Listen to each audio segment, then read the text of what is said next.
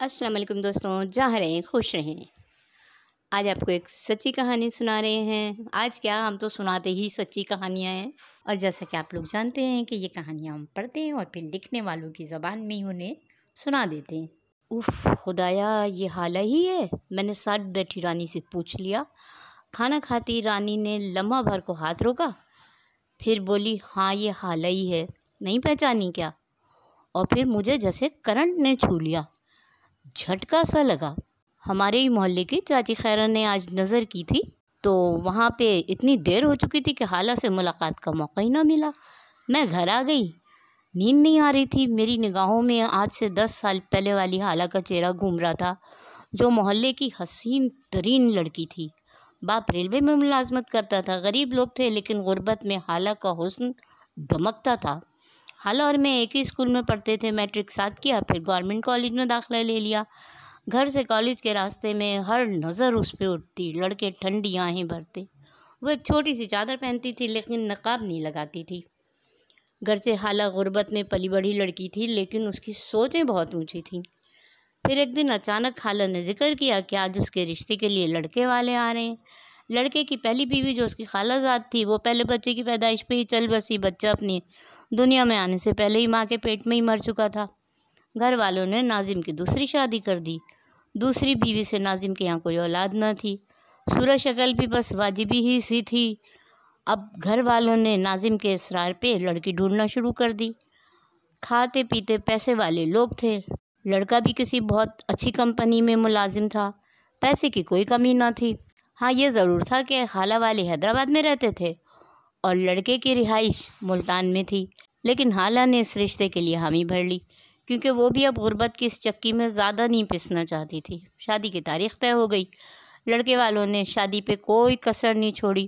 لڑکے کی صورت شکل بھی اچھی تھی اور اخلاق بھی۔ پھر شادی کے کچھ مہینوں بعد وہ اپنے گھر والوں سے ملنے آئی۔ محلے کی گلی میں اس کی بڑی سی گاڑی کھڑی ہوئی تھی۔ اس کی قسمت پہ سارے محلے والے رشک کر رہے تھے۔ 1 سال بعد میری بھی شادی ہو گئی۔ میرا سسرال حیدرآباد میں ہی دوسرے محلے میں تھا۔ رانی خالہ کی کزن تھی، خالہ کے میکے کے ساتھ والے گھر میں رہتی تھی۔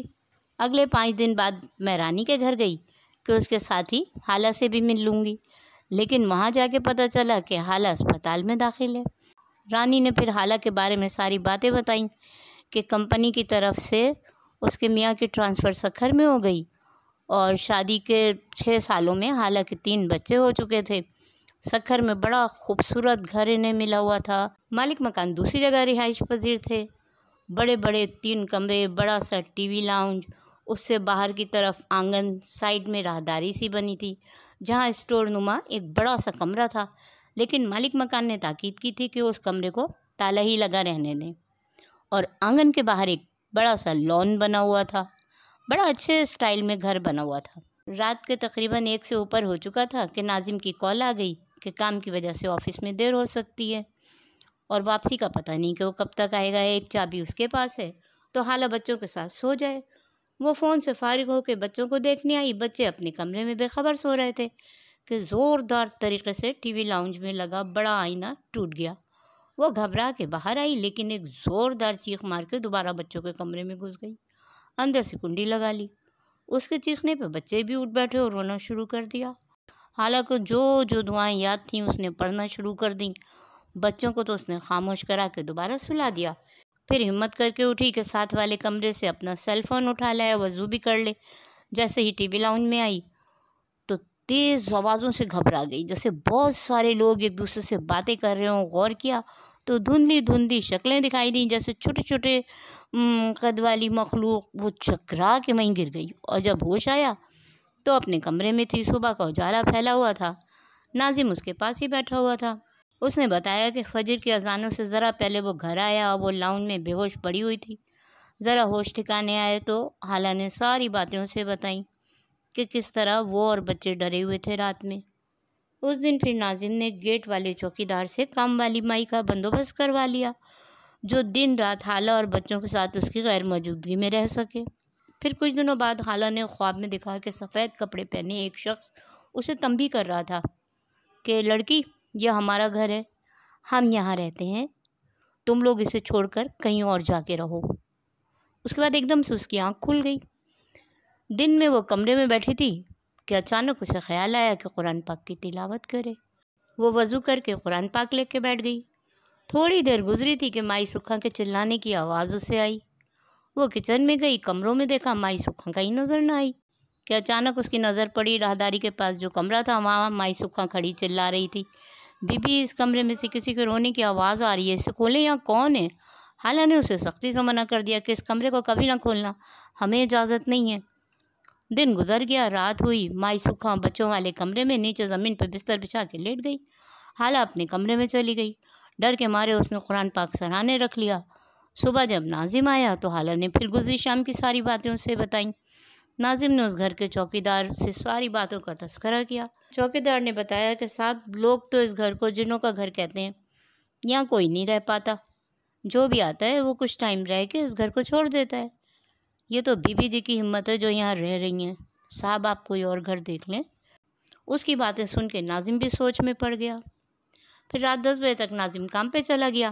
آج کل اس کی نائٹ ڈیوٹی چل رہی تھی۔ حالہ، بچے اور مائی سکھا رات کو سو رہے تھے کہ آدھی رات کو دروازہ زور سے بجا۔ حالہ گھبرا کے اٹھ کھڑی ہوئی، کنڈی کھول کے باہر آئی، کوئی نہ تھا۔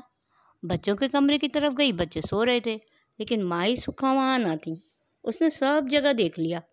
پھر اچانک اس کی نظر راہداری کی طرف چلی گئی، وہاں اس کمرے کا دروازہ کھلا ہوا تھا۔ اوہ، یہ اس کمرے کا دروازہ کس نے کھولا؟ حالہ ایک دم ڈر کے مارے گھبرا گئی۔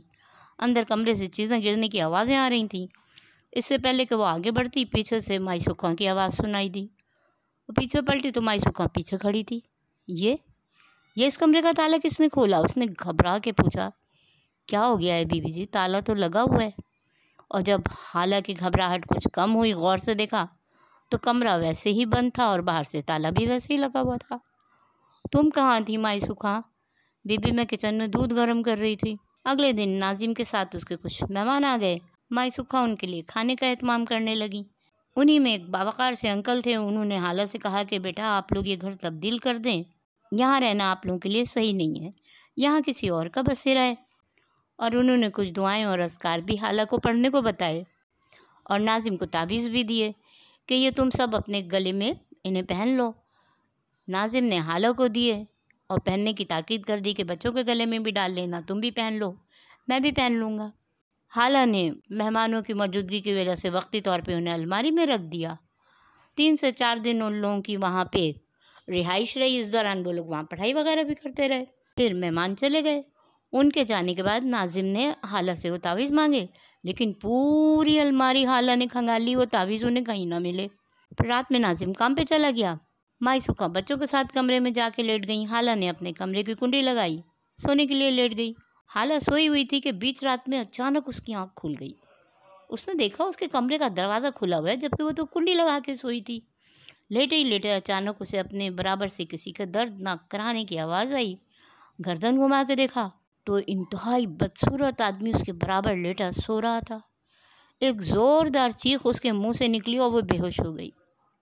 اس کے بعد سے حالہ کا یہی حال ہو گیا، ہوش و حواس سے بیگانہ، کبھی بہت کھاتی، کبھی 2 دن کچھ نہ کھاتی۔